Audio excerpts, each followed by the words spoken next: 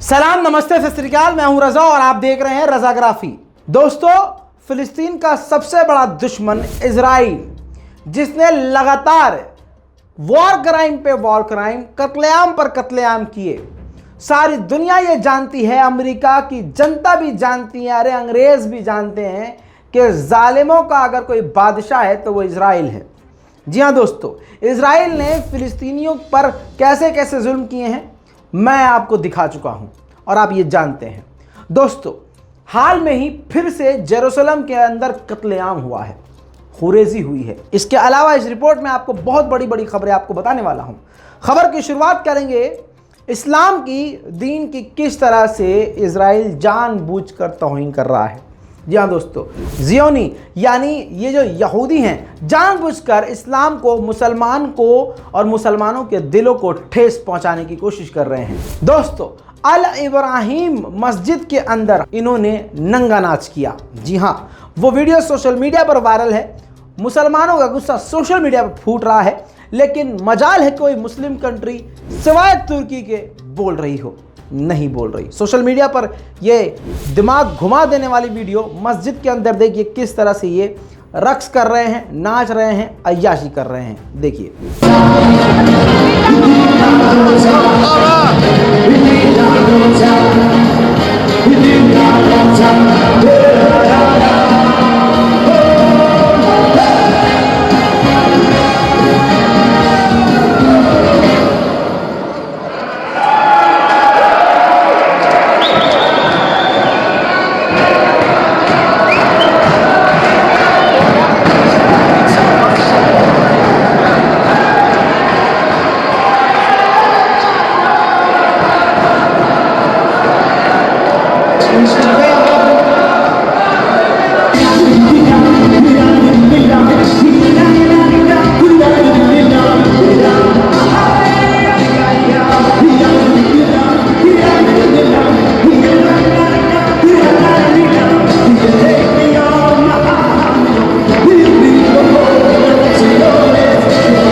दोस्तों, इसके अलावा आपको बता दूं, जेरूसलम में एक 30 साल की महिला जिसके 3 बच्चे हैं, उसको इजराइल की पुलिस ने गोली मारकर कत्ल कर दिया, मार डाला।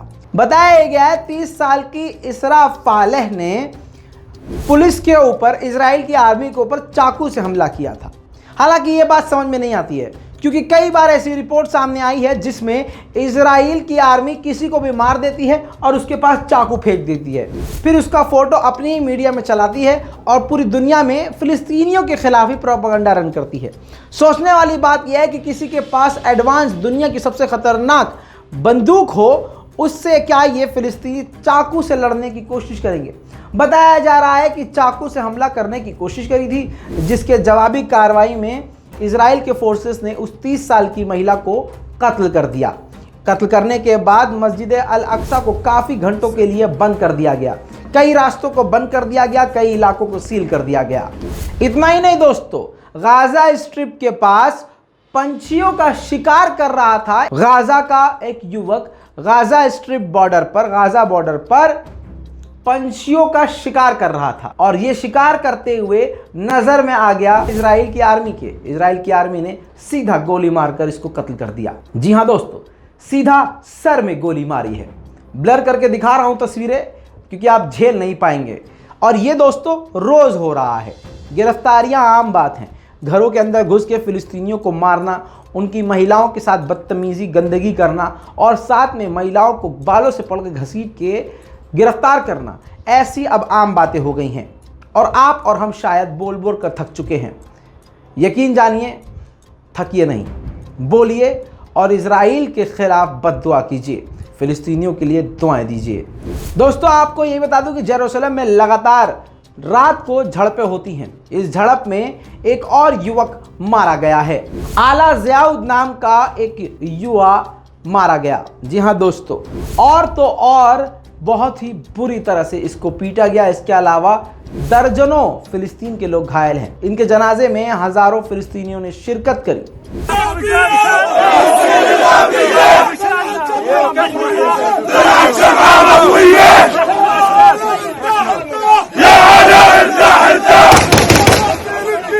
واحنا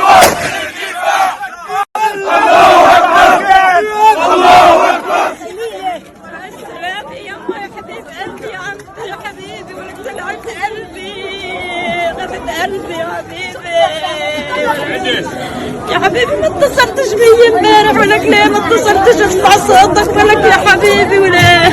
इतना ही नहीं दोस्तों, आपको बता दूं कि फिलिस्तीन के इलाकों में ज़बरदस्ती इजराइल की आर्मी घुस घुस कर तलाशियां ले रही है, गिरफ्तार कर रही है, और अगर उसको किसी इलाके में शक होता है कि वहां पर लोग इकट्ठे हैं तो आंसू गैस की गोली छोड़ रही है।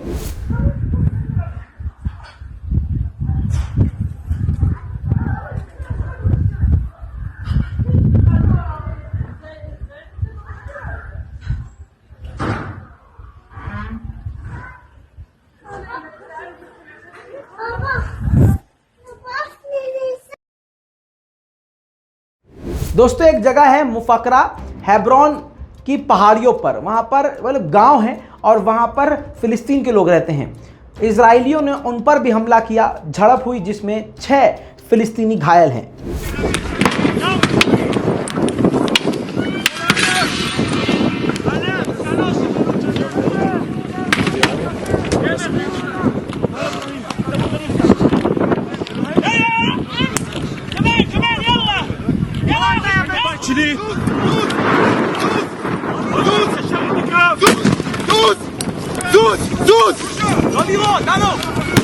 أنا سلام أنا باباك يا ابن الشرموطة يا ابن الشرموطة